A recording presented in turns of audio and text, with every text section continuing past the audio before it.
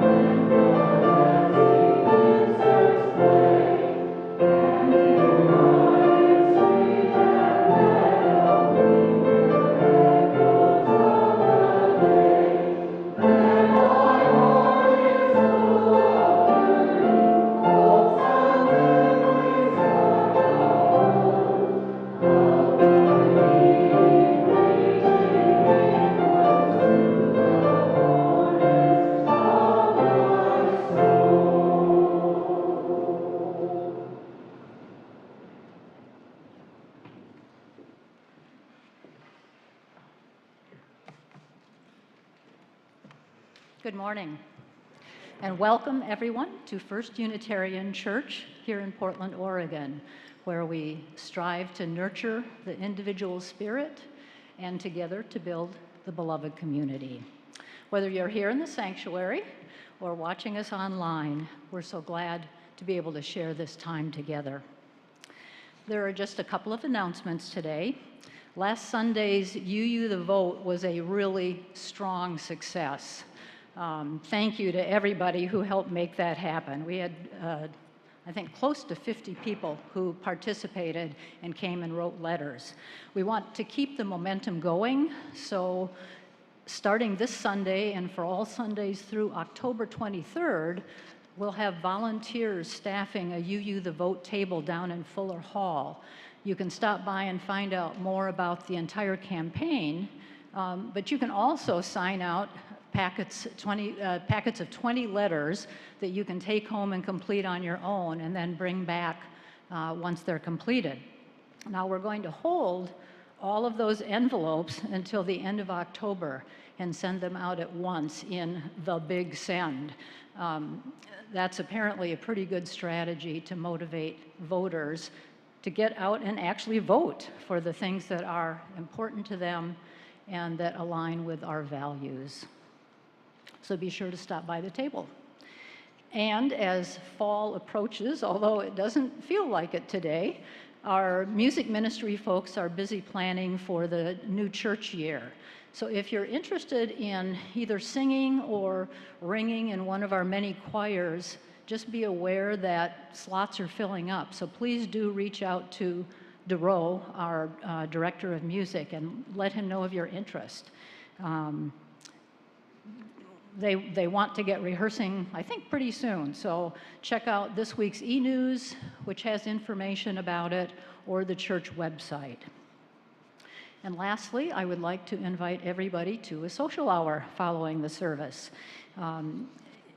If you're here, you can go on down to Fuller Hall as usual. I don't know if we have visitors today, but that is directly below this sanctuary, so you just take either stairway downstairs. And if you're watching online, there will be a QR code and a web address that you'll see at the end of the service that will take you to a virtual social hour. Once again, it's good to be here together.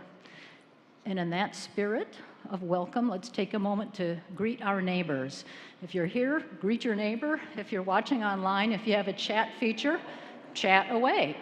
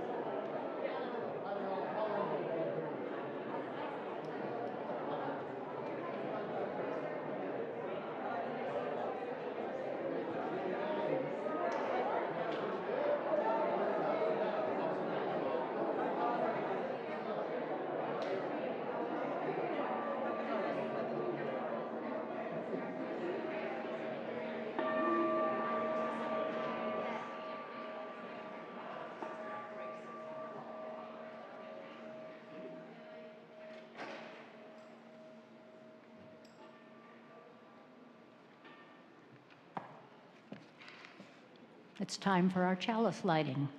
Carter will light the flame of our chalice here on the chancel. And if you're watching online and happen to have a candle or a chalice available, we invite you to light it now as well. We are Unitarian Universalists.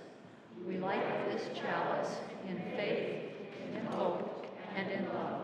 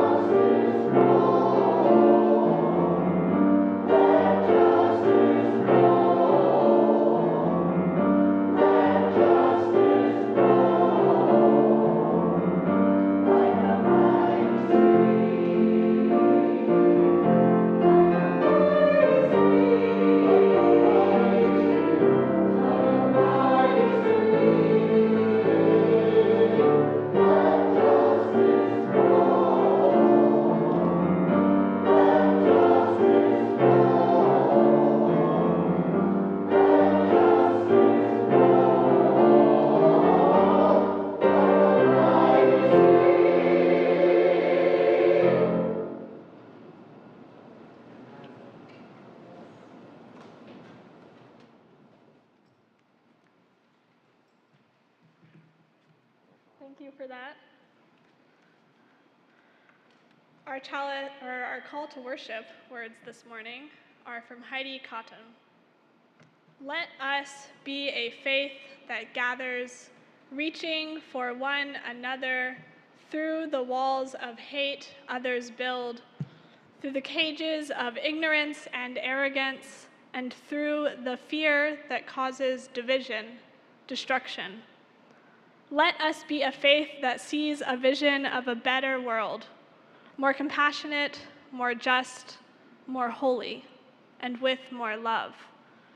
There is a faith that binds up the broken, cauterizes battle wounds with the balm of peace, sings longer and louder than the trumpets of war. Let us be that faith too. Let us be the ones who do not tread lightly in this world, but light it up with our love, who hold up the mirror of worth and dignity, who are the sanctuary others seek. But first, let us be a faith that worships together here this morning, in this space and in our hearts at this moment. So come now and let us worship together. And please join in singing This Is My Song.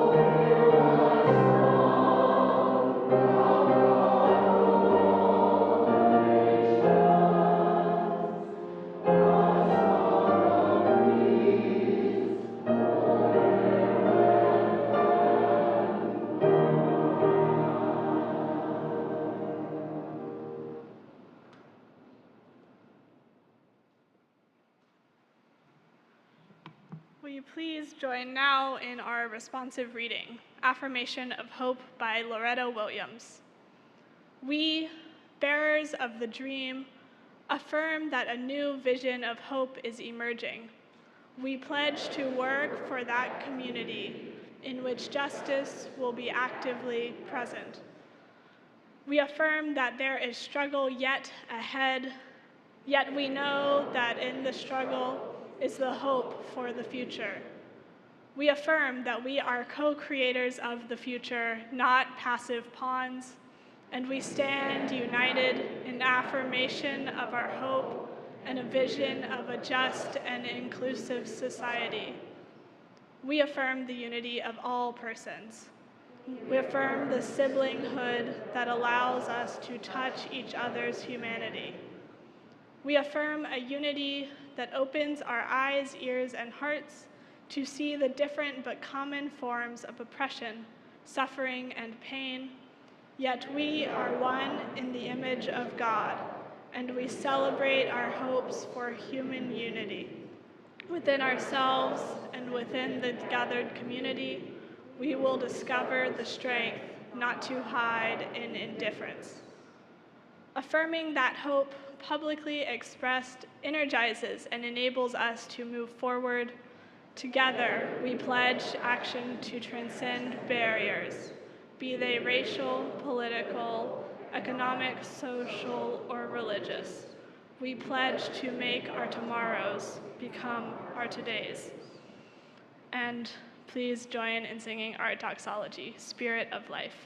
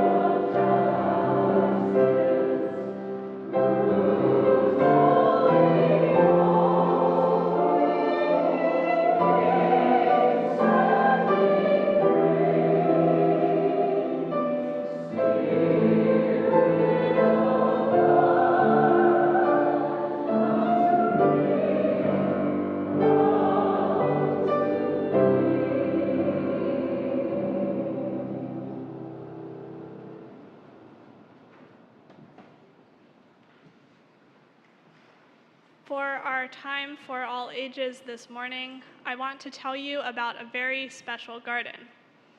In Atlanta, Georgia, there is a rose garden. We here in Portland know a little bit about rose gardens, right?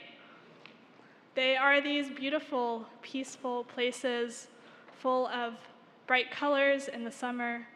This rose garden in Atlanta is like that too, with walkways that from a center fountain that create a vibrant sunburst and benches all around for people to rest on. It is called the Martin Luther King International Peace Rose Garden. It was planted in 1992 across from Martin Luther and Coretta Scott King's graves and is a place for visitors to learn about their life's work and to experience some moments of peace. The reason I want to tell you about this garden is not only that it is beautiful, but it is filled with poetry. There are poems all around, written by children and youth from all over the world who took part in a contest, submitted their poems, and these poems are on plaques all around and in between the roses. And they can inspire others, they inspire me. And look, there is a picture of some of the poets themselves having a celebration at the garden. I know these poems have inspired me, and I just wanted to read you a few of them so that you could hear them. This first one is from Samantha Fuentes Horta, an 8th grader in Riverdale, Georgia, USA. It is called A Letter to My Voice. Dear voice, say something worth remembering. Cure the children who are trembling. Bring peace, make the hate cease. Change the world. Let them know that they might have killed the dreamer, but they never killed the dream. This one is from Chu Ri, a 10th grader in Jinan City, Shandong Province in China. It is called To Peace. You haunt my dreams. The world is surrounded by you. Your loving smile comforts millions. The messenger dove flies. Your gentle attitude makes nations prosper. Peace, where are you? My dear child, I am in your heart. From Marshall Longshore, grade 6, Atlanta, Georgia, USA, titled Peace in all caps. Peace. I say, please have peace. Fathers, uncles, cousins, brothers, aunts, grandparents, children, and mothers. People, please realize peace is where the solution lies. Now I say, please, please, have some peace. This one is from Nahum Sami al-Yazidi, grade 9, Gaza, Palestine, a letter to Mother Coretta King. Good morning. While I was trembling in fear last night, you put your hand on my heart to make it all go away. I woke up to find you, a tear in a refugee's eye, and a smile on a child's face. Thank you for your enlightenment, for the misery of the world is gone. From Shrishti Kala, Class 11, Dehradun, Uttarakhand, India. We together can make a difference. Don't be afraid of the stormy nights. Be like an eagle and soar high to shelter the disappearing peace. Wake up with a hope to change. Alone I cannot plant a sapling of peace and fight against violence and fear. You and I make a perfect we to bring a difference. From Emily Gonzalez, grade 5, Atlanta, Georgia, USA. Growing with hate. Fertilized with hate, there is no debate. Shameful, you don't even know me, but society has helped to grow me. In the face of hate, I choose my own fate, love, peace, and faith. And one final one from Sarah Naylor, grade 6, Birmingham, Alabama, USA, titled A Dove. A dove trapped within bars of war, who will let it out, let it soar? You, me, who will set peace free? The world aches for brighter skies, with wings of love we can fly. And thank you for listening. I think it is so beautiful to hear what peace means to all these people, all these children from so many different places and life experiences.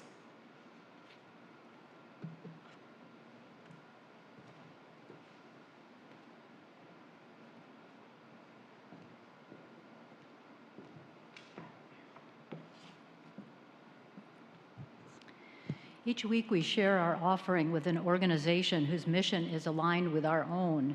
For the month of August, we'll be sharing our offering with a number of Unitarian Universalist organizations that are dedicated to building beloved community and nurturing the spirit.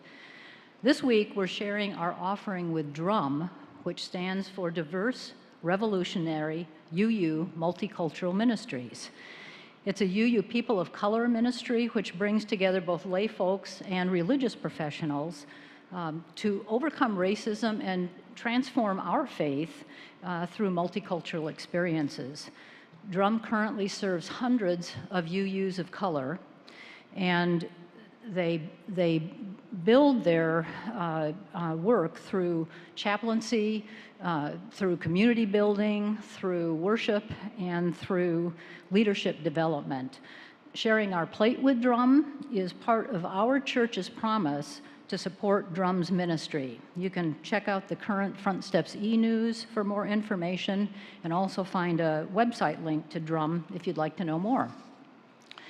If you're with us today via live stream and would like to give an offering, you can click the donate button on Boxcast or use the QR code or web address that you'll see in just a moment.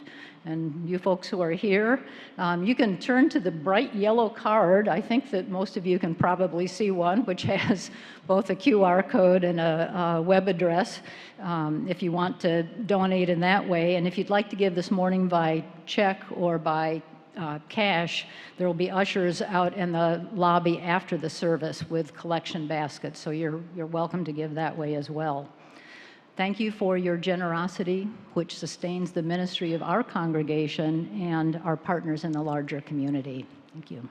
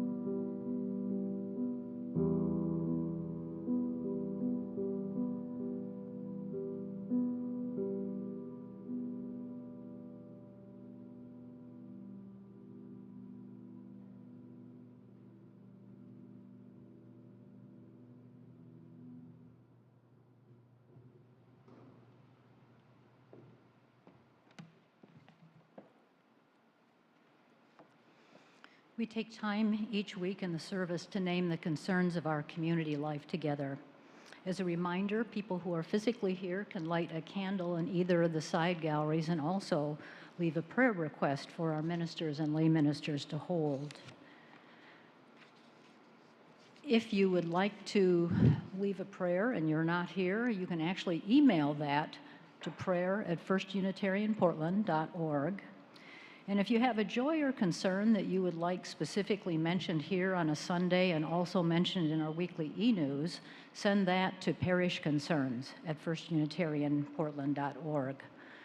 This morning we have no individual concerns to share, except all the stuff that's going in the world, and Ukraine in particular with the war that's happening there and the deaths. So we hold all of that, and we also hold with love and care all of those intentions that we hold in our hearts today. Will you pray with me? Spirit of our lives, that insistent yearning that brings us back here week after week, or maybe just today. You're a mystery, Spirit, but real nonetheless. It's you, Spirit, that makes us want to be our best selves, to make a positive difference in this old world, however great or small. And wow, does this world ever need our help? So much turmoil and violence and hatred. Incivility is the rule of the day. We want to help, but often feel so helpless. And so there's church, community, strength in numbers. Thank you, Spirit, for bringing us here together. We can make that difference.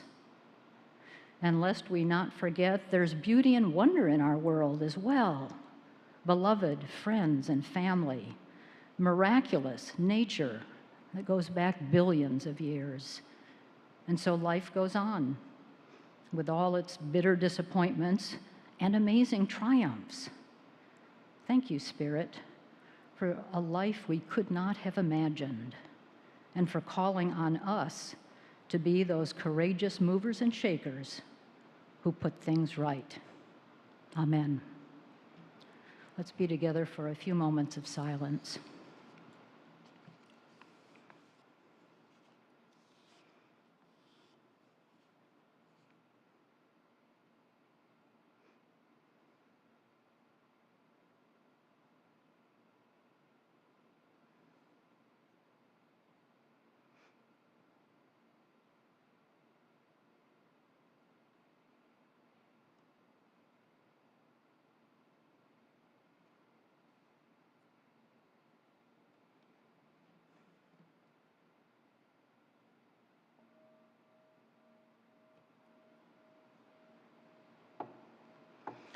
Please remain seated as we sing together our hymn, Meditation on Breathing.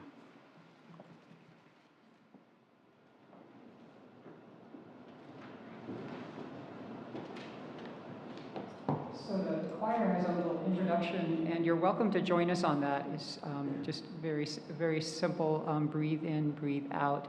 And then I'll turn around and give you the cue when it's time to jump in on this melody, and we'll do it many, many times. If you hear something else in the choir that inspires you to try a different part, by all means, give it a go.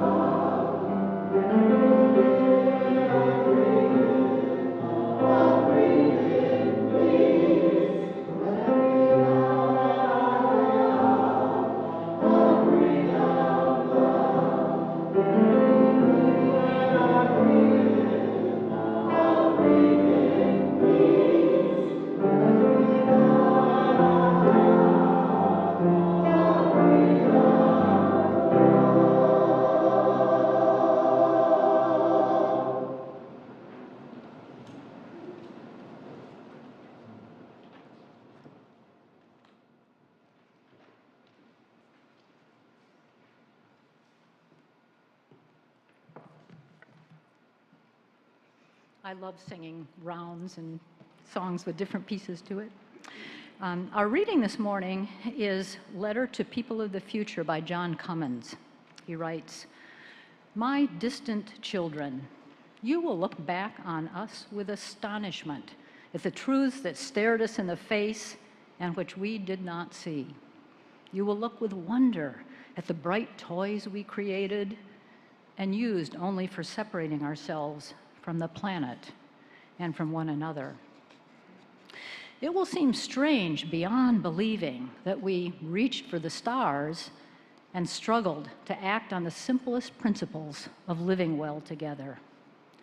But know this also, you of the future, you with your libraries and fountains, you and your star cities, know that even in our slumbers, we dreamed.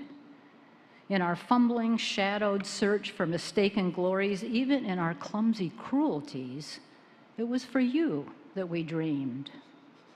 Beneath the piled up centuries, below the lost and ruined rubble of all our striving, it was you who lay safe enfolded in the womb of our dreaming. You, the first cause of all our daring. Even now, it brings comfort to know that it shall one day be as the wise among us have foretold. In that far age, in the chrysalis of time, it will be your source of pride that your ancestors, born into a universe without justice or mercy, bethought themselves of justice and mercy and put them there. Remember us for this."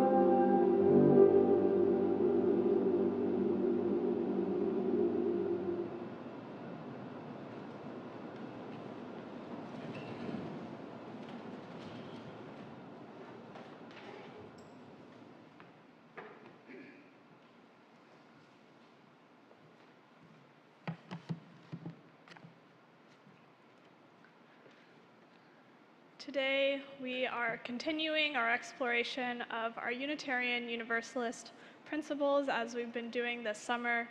This morning, we focus on number 6, which states, "We covenant to affirm and promote the goal of world community with peace, liberty, and justice for all."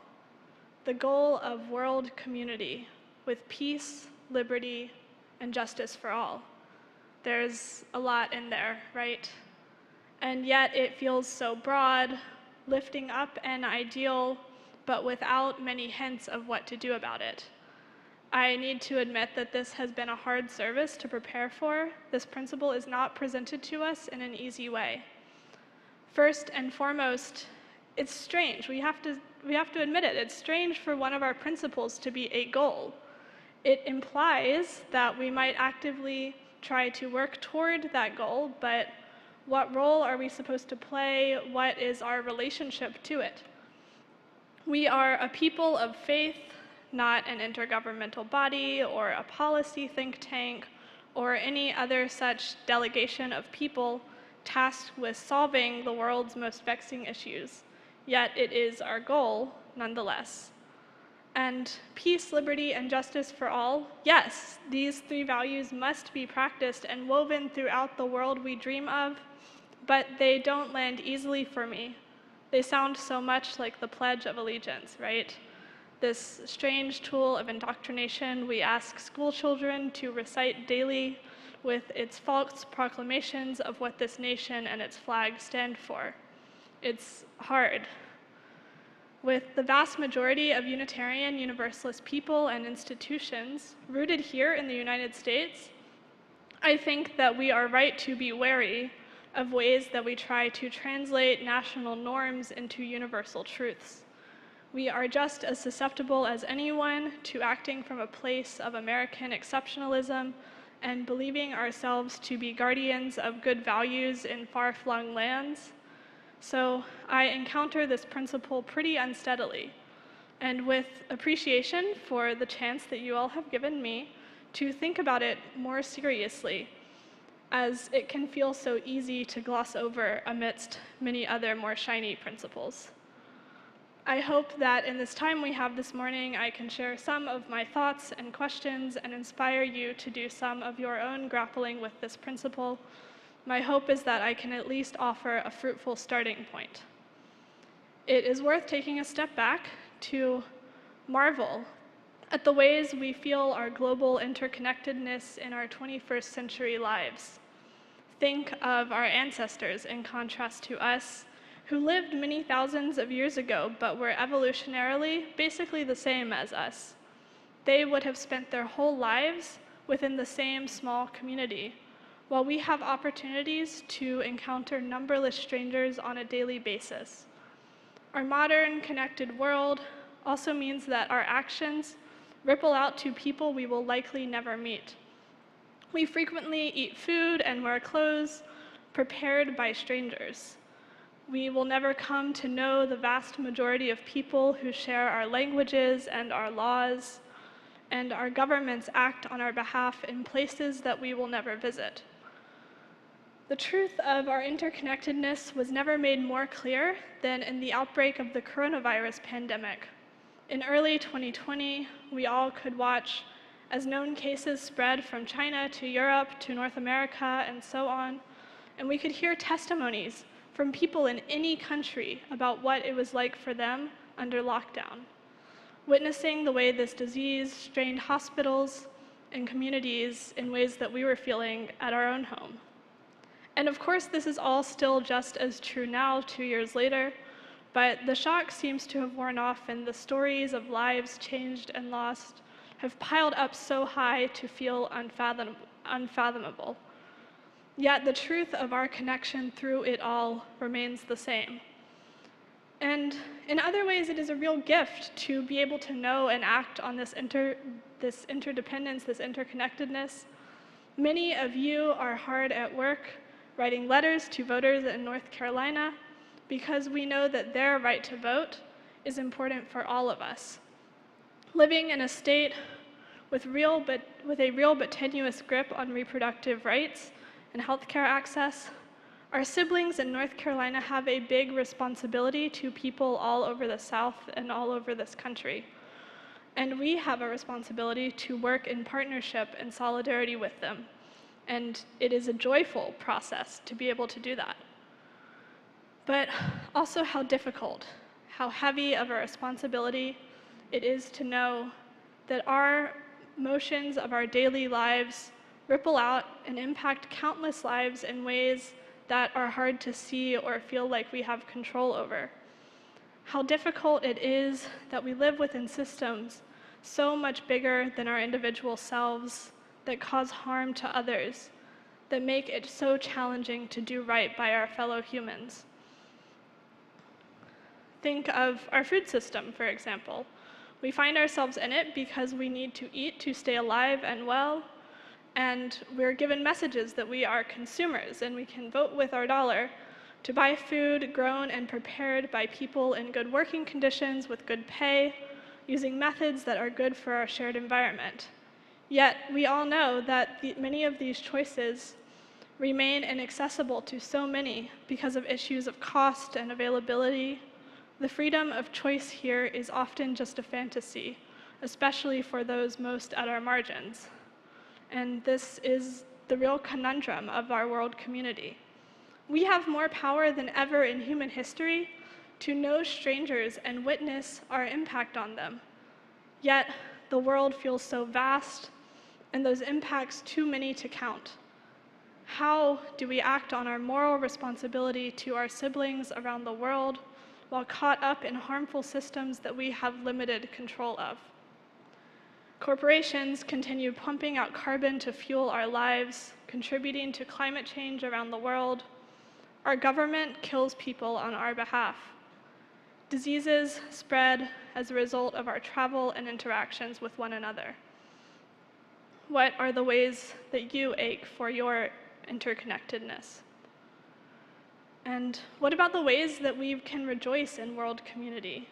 It is a gift that so many of us will have opportunities in our lives to travel to new lands, to find home in places other than those we were born into. Even better, our communities are filled with people of many cultures, many ways of being that we can learn from and be in relationship with. Though it does take work to learn how to engage across cultures respectfully and avoiding misappropriation, it can also feel really easy and natural to celebrate a diversity of foodways, music, language, and art. These are some of the real treasures of human community.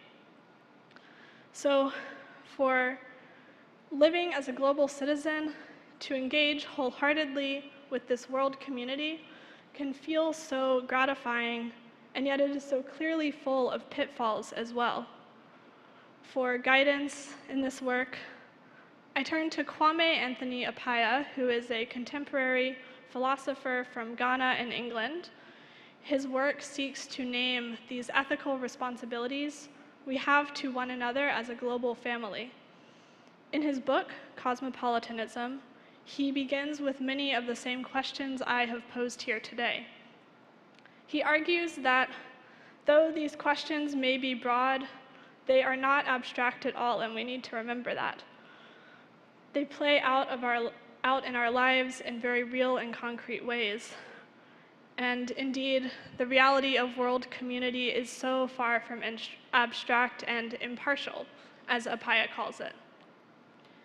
It is one thing to proclaim our affection for the general mass of humankind, but it is another to be actively in relationship with people different from ourselves, to develop fierce and specific affection through that relationship. Appiah writes that we should exchange that bird's eye reasonableness, which soars to avoid preference and loses all sense of quality, for the generous reasonableness of drawing shoulder to shoulder with those of like inheritance. In short, we should be striving to make our sympathy for humankind specific and therefore practical.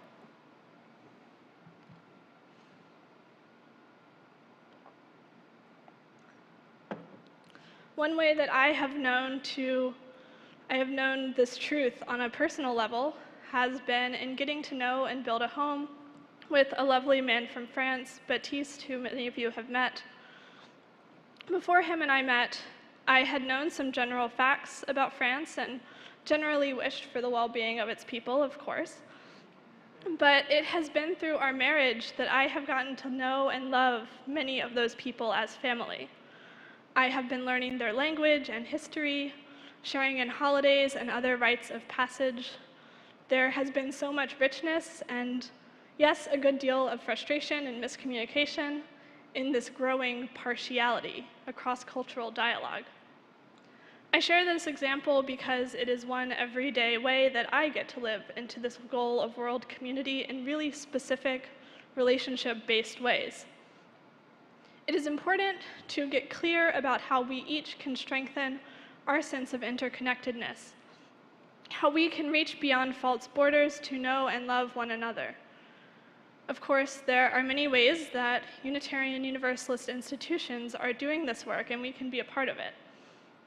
The UU United Nations office, which we gave our offering to last week, works to connect Unitarian Universalists to the work of the UN, to be engaged in global issues like gender justice and climate justice. The UU Service Committee works to advance human rights causes through building grassroots partnerships with people working to strengthen and aid their particular communities. And the UU Partner Church Network helps congregations around the world to build relationships of care and cross-cultural sharing with one another. So there are many ways as Unitarian Universalists that we can plug into these works. These organizations can help us to live as global citizens, beginning with relationship, rather than bringing our own agendas for how we're going to make world community happen. Now, I don't know if these small ways of living into world community are enough. Remember, this principle leaves it up to us to figure out how to reach that goal. When I think about all the ways that humans live with violence and injustice, all the ways that we are not yet free, our small reaching toward relationship often doesn't feel like enough. Even on the smallest scale, community is hard. I have learned this in my intentional living household for the past year. We have learned this in church together. We live in a culture that has not taught us the skills to live in community. Expressing our vulnerability, moving through conflict with intention, and putting the greater good over our individual pettiness are all hard things to learn, and it can often feel like we're learning from scratch. There are many ways that we mess up and hurt one another. Sometimes perfect peace, liberty, and justice feel impossible to attain even when we all fit in one room together. And when we're trying, and we actively care about one another in all our particularities, how are we supposed to be one whole world community when even these small communities daily living together are so hard? I am reminded here of Adrienne Marie Brown's fractal principle. It is the idea that, as we can witness in nature, forms display self-similarity at varying scales. So, like the leaves of a fern, which look themselves like the whole fern, like the way that blood travels in our veins in the same branching patterns as rivers flowing on Earth. In Brown's movement work, she emphasizes fractals because when communities embody the values they are trying to enact in the world, it is not only a way to avoid being a hypocrite, but it is a tool for helping that dream to actually emerge. It is the big embodied in the small and magnifies out from there. So no, our individual actions are reaching across difference, working for peace and justice in our homes is not enough to get us to one whole beloved community just like that, but it is a crucial part of the larger whole. We can, at the very least, try our best, knowing that our particular relationships and communities are fractals, an image of that great community we are living into being. I want to invite you to reflect more on how this sixth principle is already showing up as you go about your life. Are there ways that you can be more attentive to your impact on fellow humans near and far? What about leaning in, allowing yourself to feel the frustration and heartbreak that comes from knowing the pain of violence and injustice that our siblings around the world experience daily? What about leaning in, allowing yourself to feel the gratitude that we are different and we get to share and learn from one another? We get to love one another. And there's no roadmap here, just a goal, just the guiding lights of peace, liberty, and justice. And the knowledge that we have to go through the infuriating and rewarding work of getting to know our siblings on this planet Earth in their particularity, and learning from that partial relationship how to act in solidarity with them. The path is not laid out for us, yet we can travel it together all the same. Let us close with a time of prayer. I want to share this prayer for peace, written by Reverend Marta Valentine. Loving Spirit of this and every sacred moment, be with us in times of self-doubt, when we forget that dreams are not born in an instant, but must be nurtured, must be chosen over and over and over. When the world is telling us that we are dreaming too large, too wild, too unrealistic, or even too small, remind us, gentle, patient Spirit, that any dream worth waiting for is worth working toward. Precious and loving God, today more than ever, we dream of peace. Peace in our hearts, which have been clouded over with promises of a free world that will never come to pass if bought with the blood of war. Dear God, today we dream of peace. Today we dream of peace. Amen. And please join in singing our closing hymn, Turn the World Around.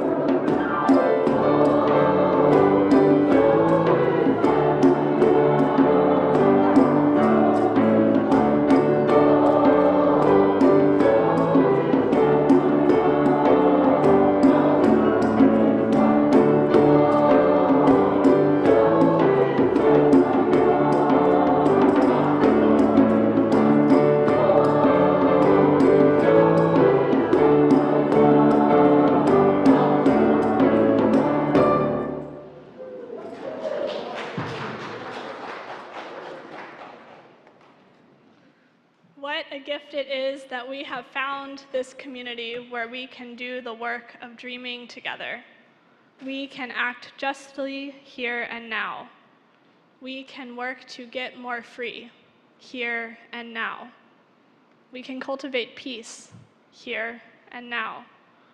May this community enliven and strengthen us even as we go forth from here. This is the day we have been given. Let us rejoice in it and be glad. Go in peace, practice love. Amen.